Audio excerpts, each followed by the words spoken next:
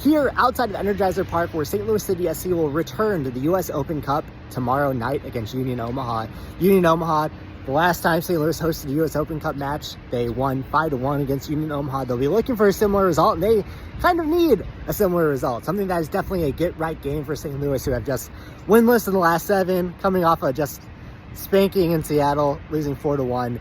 And it's also a match where they're going to be able to get some players some opportunities that haven't had them up in this point. If you look at the last U.S. Open Cup game, there were a lot of players in that match that would run with that opportunity afterwards to pick up some starts over the rest of the season. I think that is an opportunity here again. You have players like Joey Zielinski that haven't made a start yet. They'll probably get an opportunity here. You have Jay Reed, who made his return with City 2 last Sunday. That will, I don't know if it's too quick of a turnaround coming off of injury, but he's a player that needs opportunities, that should get opportunities, and can make a big impact.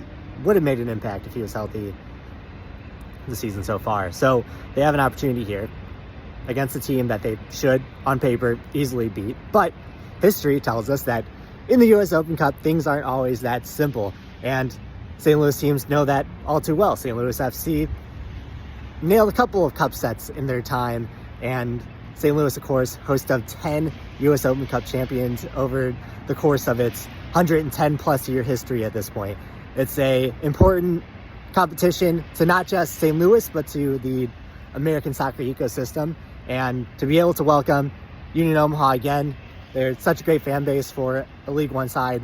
They really punch above their weight in just about every aspect. So it'll be a fun occasion, a fun day, and goddamn, St. Louis need to win.